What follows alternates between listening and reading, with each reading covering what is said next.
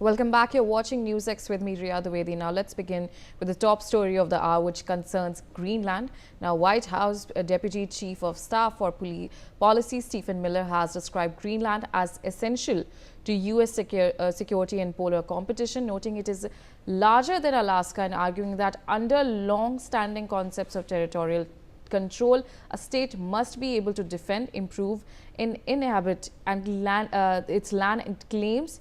He also contended that Denmark has failed these tests in Greenland and accused Copenhagen and Europe of expecting the US to shoulder the full defense burden at American expense. Miller has also framed Trump's stance as demanding fairness and respect for US taxpayers and military sacrifices. So that's the latest we are getting to know at this point of time. We have seen that when we're talking about Greenland takeover, that US has continued its stake in Greenland, and it has cited the fact that it's a dangerous precedent and it's a dangerous situation, and really in concerns with the stakes of Russia and China in Greenland. Now, joining me on the telecast is Shruti Dasgupta, foreign affairs expert. Shruti, good morning to you. And now you've seen the developments that are taking place in Greenland.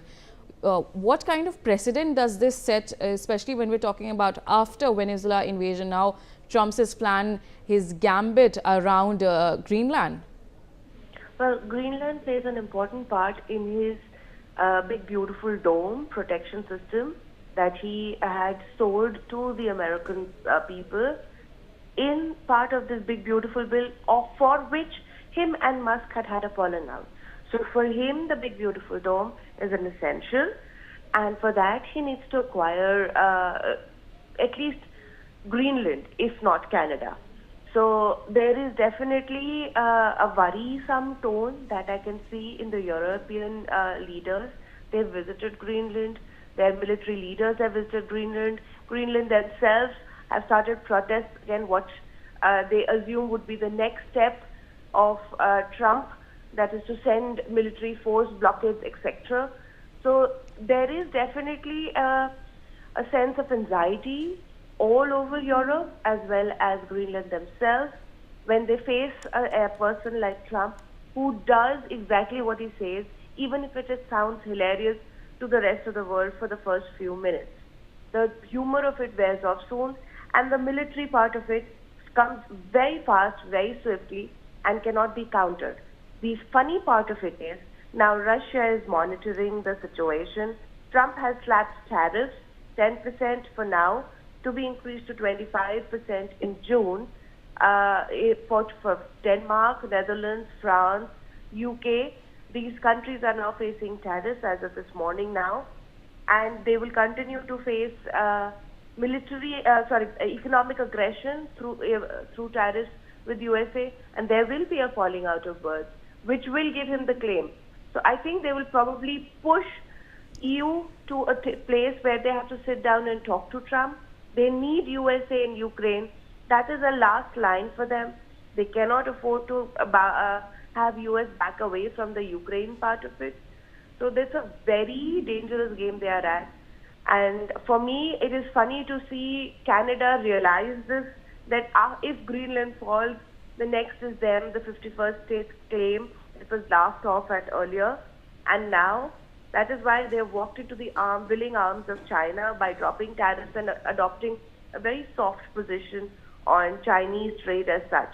So it's a funny game that Trump has played, which has made Russia and China a lesser evil in the eyes of the entire West.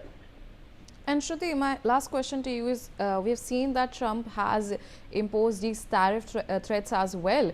He has said that the 10% tariffs will be imposed on Feb 1, and on June 1st, 25% tariff will be imposed on any country that is opposing his Greenland takeover. What do you think does this mean for other, especially when we're talking about the NATO allies?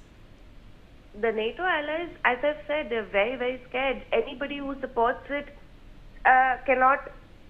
The EU-US FTA can be put on hold. This is one way the NATO allies can push Trump and his tariffs away. But where does that leave EU? Because they need US as a market. They need US as a military force.